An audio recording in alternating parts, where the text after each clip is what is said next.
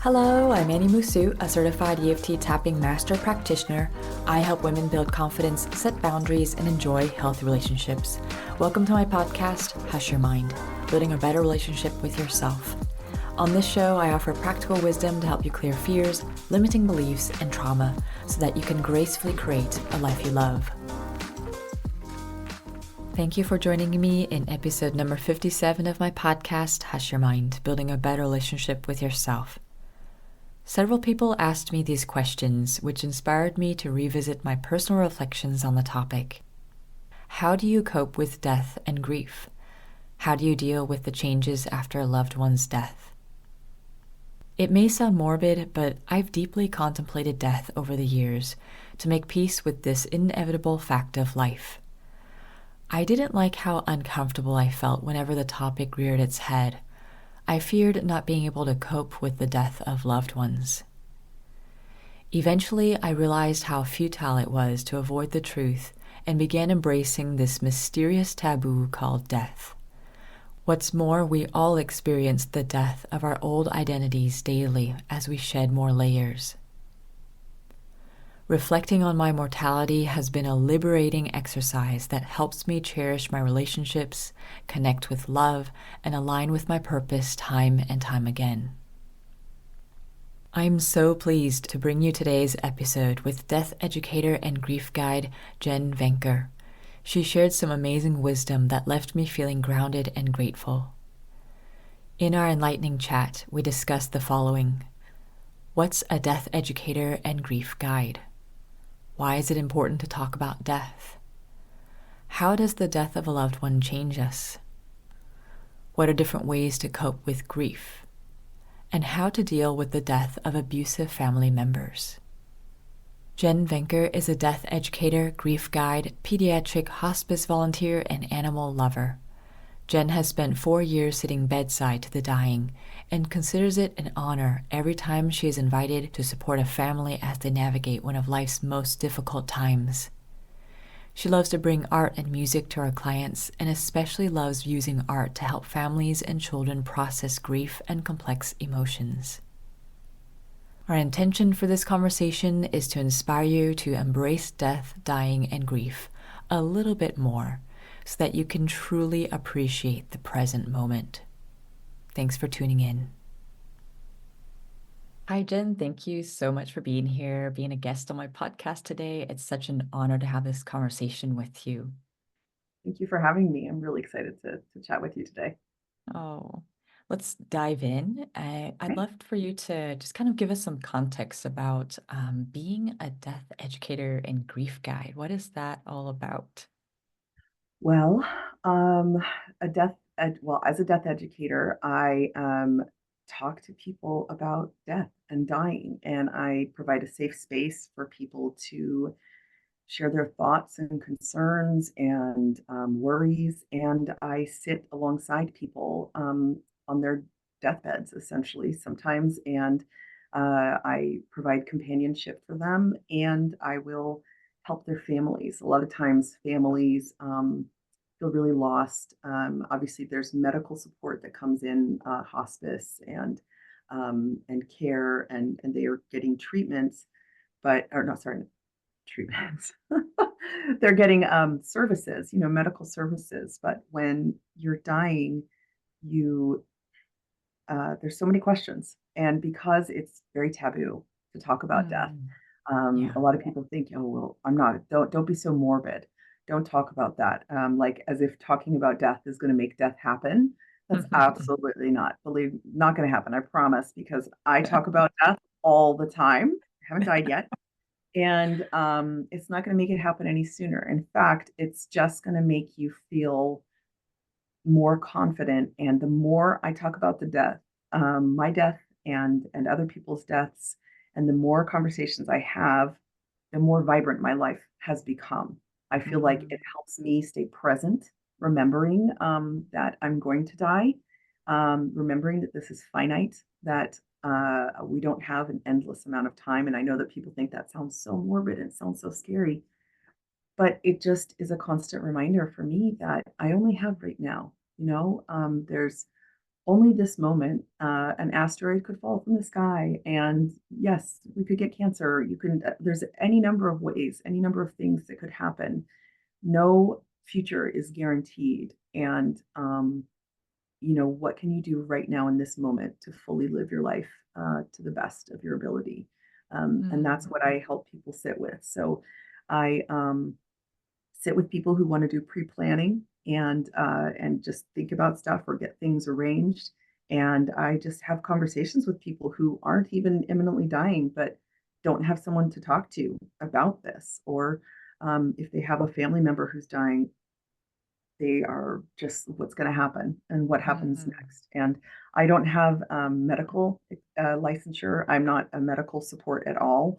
I will always default to whatever doctors and nurses are guiding. I never supersede any of that, and I don't tell people what I think is going to happen. I provide a safe place to sit and listen, and I will mhm, explain things that there are certain indicators that death is closer. Um, I will point those things out that they can look for, but in general, I don't do any medical advice or support. I'm just emotional support for mhm, something where there isn't a lot of emotional support. It's people feel very lost usually, even though they have mhm, a team of doctors and nurses. There's not always a ton of emotional support provided, and that's where a lot of people mhm, really need it. mhm. Wow, I mean, that is just so amazing what you do, Jen. So many things I could pick out there and pick your brain about, but I think the biggest thing that stands out for me always is how death, contemplating death, reminds us of the present moment, how sublime the present moment is. And Mhm, all of a sudden, your priorities become crystal clear. How do you want to live your life? mhm, And what's most important? Who are the people who truly matter? And so I like to play with this question. In my latest podcast episode, I asked people, and I often ask myself, if I had only 6 months to live, how mhm. would I want to live? And I think of it was Julius Caesar who'd have an assistant, a deliberate person there who'd remind him, who'd just whisper over his shoulder as he gave his speeches, um, memento mori, remember Yes. that you will die. Mhm. And that was a way for him to stay humble as an emperor.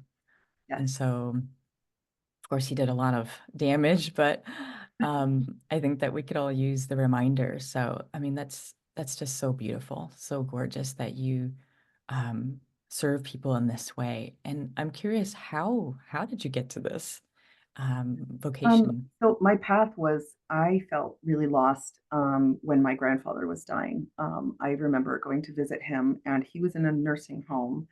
And I knew that he had had a stroke. I hadn't seen him for a couple of months. I had just had my youngest child, and I had a birth doula there for me.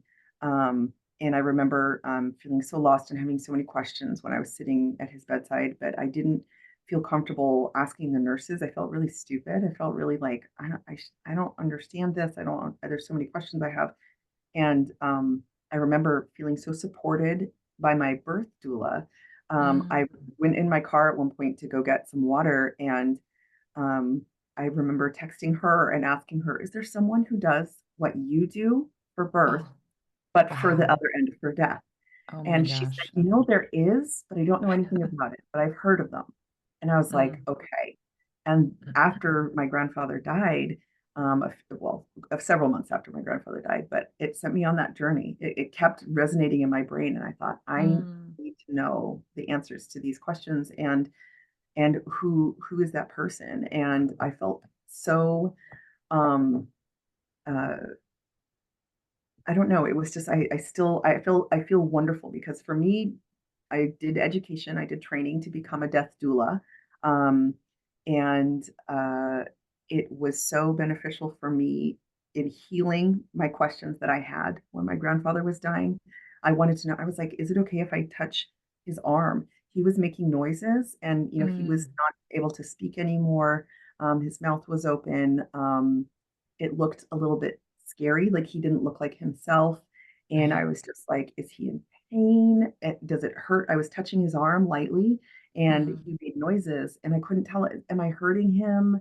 right. I wasn't sure. And so I just had all these questions. And in doing this work, I've helped heal that part of me that didn't know if I was doing the right thing, that didn't know um, how to be. And I also feel like I get to then sit alongside families who also have these questions. I have a very open policy that there are no stupid questions in death and dying, because how would you know? You've never died. Mm, And yeah. very few people have sat alongside other people while they're dying. It's not something our culture does. Our culture is very death phobic, and Mhm. doesn't want to have these conversations, doesn't want to talk about these things. So how do you know? How would you know? Right.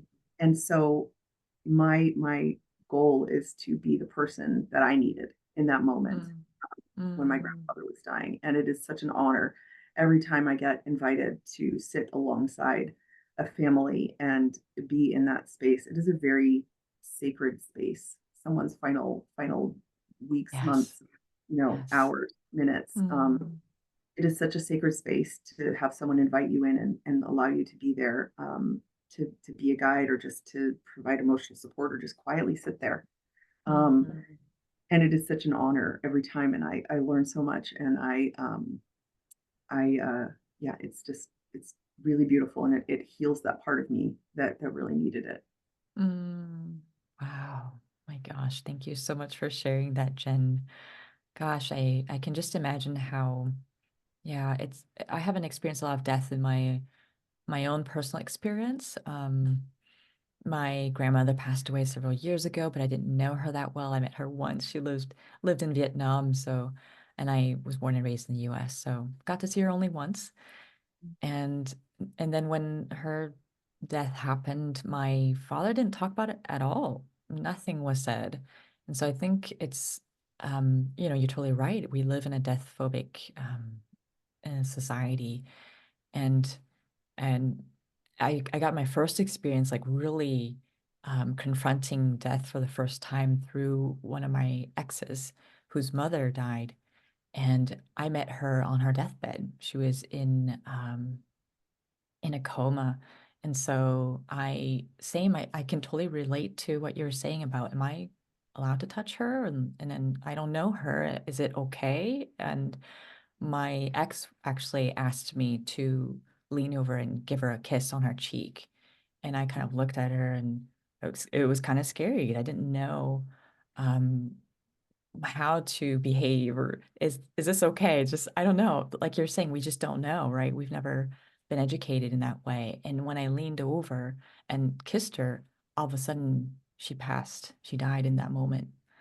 Oh, And everyone like rushed through, like the medical team rushed through into the room and did what they could. But yeah, she had passed. And everyone in the family was very lost at that time. Of course, for the grief, but also all the paperwork and all the like, what do we do now? And the heritage, and it was just super chaotic. And I was just like the new girlfriend who got kind of thrown into this situation, all of that to say is that I think my situation isn't only, it's not unique to me. There's so many people who are going through similar experiences. Um, yeah.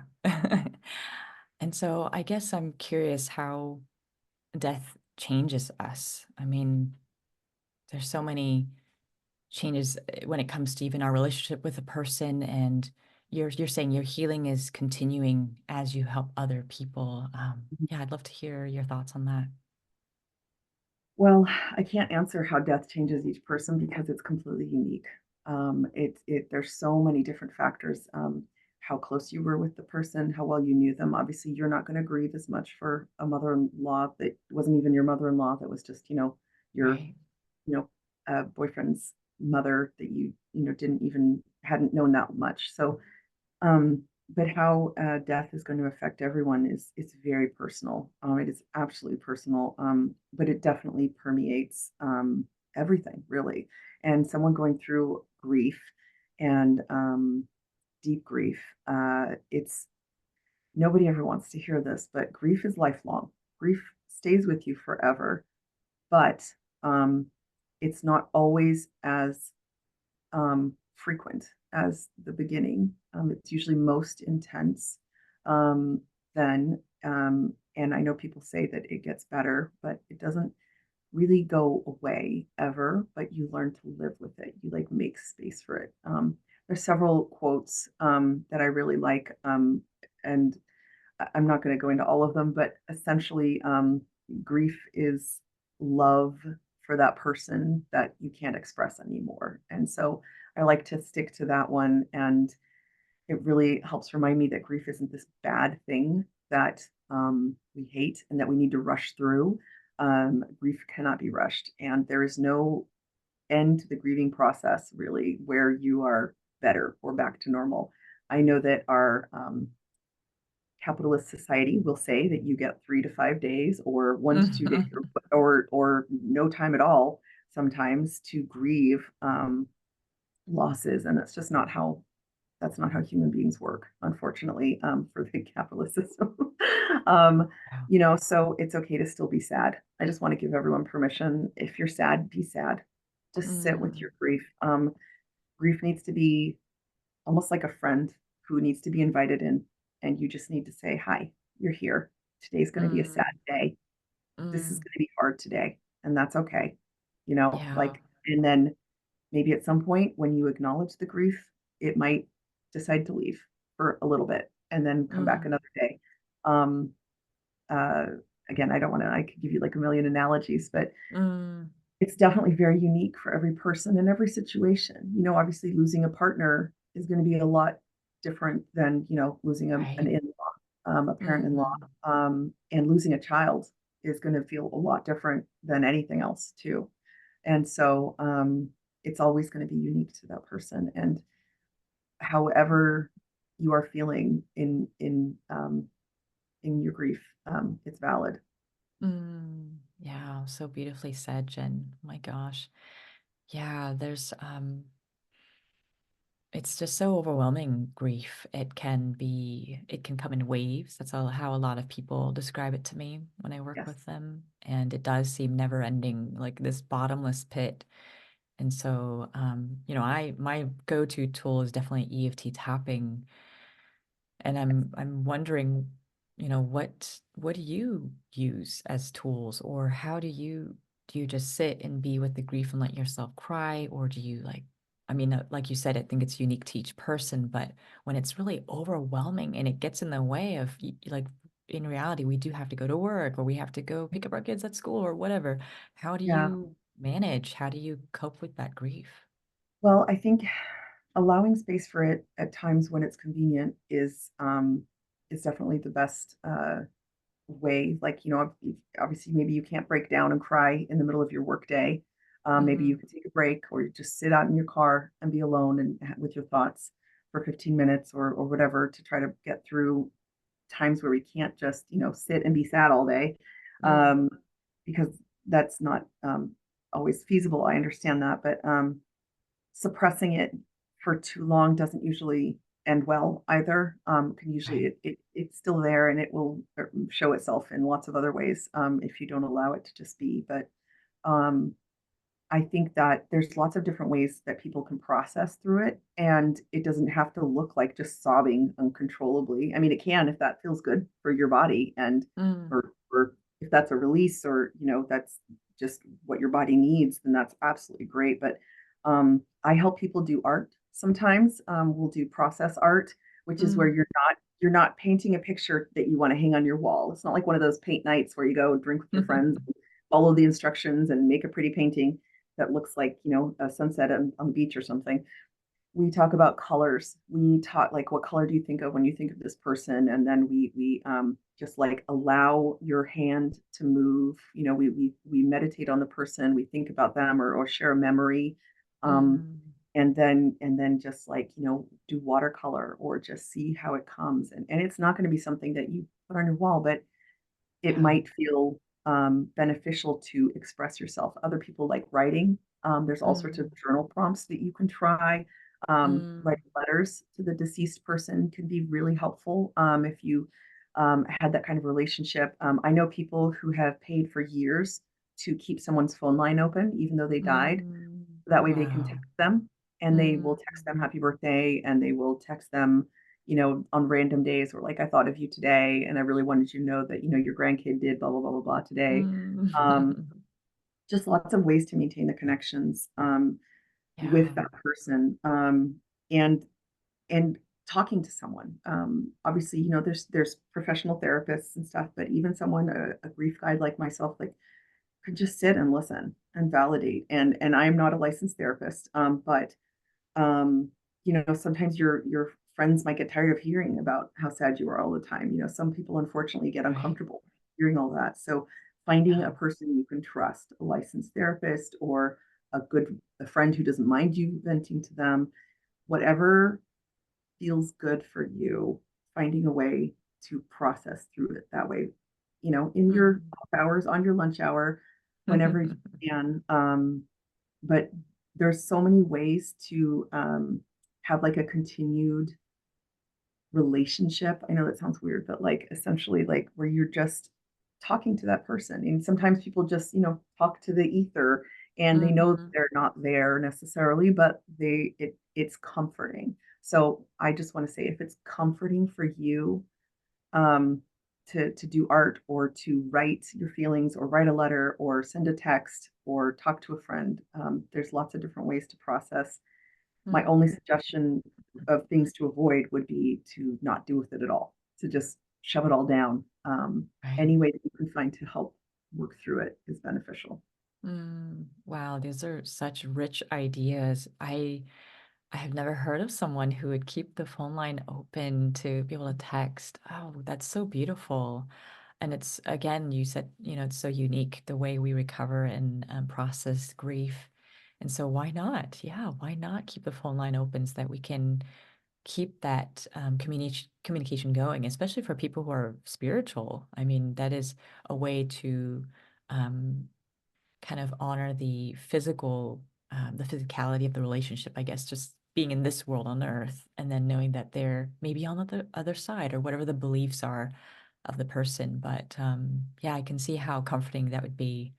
It made me think of this. There's a phone booth, a phone booth in Japan, somewhere in the countryside, I believe.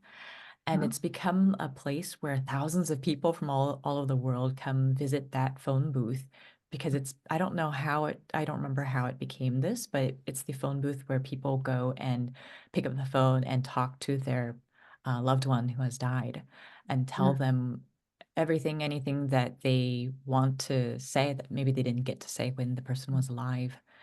And so, Yeah. yeah, it reminded me of that. It's so beautiful. There's a couple in the United States too. I think they're called Wind. Oh, I think there's one in New York, and I can't remember okay. where the other one is, but they're essentially just a Yeah. disconnected old, you know, um, Yeah. phone, and then you Mhm. just listen to when you just talk to the other person. But yeah, you can just use your cell phone or whatever mode Mm. you use to talk to them. You Mhm. don't need to travel to upstate New York or Japan, or you can. It's a good excuse to Right. travel. But I feel like you can find ways to communicate with those people. And whether or not you're spiritual and believe that they can hear you, I feel Mm. like it's beneficial for Okay. you to process through those thoughts. So Mm. even someone who's not spiritual or, doesn't believe that people still exist or carry on or with us, I think it's just you processing your thoughts out loud to that person or on Mm. paper or however Mhm. you do that. And I feel like it's just really beneficial. I've never seen Mhm. someone say, wow, I wish I had never tried that. Okay. It's always just been like, okay, I'm glad I know that seems silly or it seemed like I Right. didn't think that would help. Like I was kind of going along with it because you suggested it, but Mm. for like, I liked it, like Oh, kind of that's like so great. not really Mhm. wanting to admit it, but like, okay, yeah, it's kind of helpful. It's like, Oh, because it does seem yeah. silly if you're like cynical or like Right. agnostic and all. It's just Mm. I don't know, uh, Mhm. but I it's just processing, you know, Mhm. in your body Yeah. processing. That's so empowering. Giving Yeah. You're giving Mhm. someplace where that love can go. You Mm. can't share it with that person. You're just sharing it out loud Mhm. or putting it on paper or expressing it somehow. And I feel like it's beneficial Mm. for us in lots of ways. Yeah. I gotta ask you this question. A lot of people in my audience have come from abusive families like me. And Mhm. so they, I'm wondering, like, if your parent who was abusive to you died and now you gotta do, I don't know what you need to do after. I mean, each person is so different, but there are some things that you wanted to say that you couldn't say. For example, I guess this would be one way of coping and being able to process all that you needed to do. I guess I'm trying to say is there's a lot of loose ends for a lot of people in my audience when someone in their biological family died, and there's like, do I go to the funeral or how do I process this grief? I don't really feel love for them. It's a strange liminal space. I don't know if Yeah. you have any thoughts about that. Well, I think the processing, finding a way to process through that anger and grief and sadness, because even if you're, I know this is going to sound cruel, but if you're glad that person died because they caused you so much pain, that's okay. Mm, I know that people sometimes feel guilty. They're like, oh, you shouldn't ever, be glad someone died. And sometimes you think for the longest time, conversely, that you thought you'd be glad they were gone, and then you're sad, mhm. and that's Yeah, confusing because right. they were still that person in your life, whether or not they hurt you. So sometimes it can be really unexpected that then you still feel sad, and a lot of Mm, times, and this is where it's hard to speak universally and make like a this is the truth yeah. for everyone because it's not. It's so unique and individual, but just depending on your relationship, your circumstance, and what happened and everything around there. I would say you do not have to go to the funeral unless it feels good for you. I don't care who's asking you to go. If you want to go, sometimes you can give closure, even if you don't want Mm, to go. But I'm not saying force yourself to go at all. You don't owe that person right. anything. So when someone has died, your job is to find what you need to heal. And that can be going to the funeral to say, goodbye, you jerk, or writing a angry letter to that person. Sometimes that can Mm, be cathartic to get it mm, all out, and then either like burning it in a fire or mailing it. I don't know. It's just some random PO box you find on the internet. I don't know. yeah. There Mm, is an amazing service called Postal Service for the Dead. They're wow. based in California, and they actually Mm, have a PO box that you can mail letters to. And it doesn't have to be angry letters. It can be anything. yeah. It can be, I miss you, Uh-huh. grandma, and here's a birthday card. It can be Wow. anything that you want to write, but it actually is like an address that you can write to, and you can actually stamp it and put it in the mail. And Mm, they have codes they will post on social media if you want them to. And then you mm, put a star on the envelope if you don't want them to open it. And they will just keep them in an archive. mm. So they will go Wow. somewhere and they will be saved. But that way you get it like out of your life. So you can write that Yeah. letter, My gosh. express your anger, your grief, your Mm, sadness that you failed me, or I can't believe you did this, whatever things you want to say, and mm. then just release it out into the world. Wow. So That's that's amazing.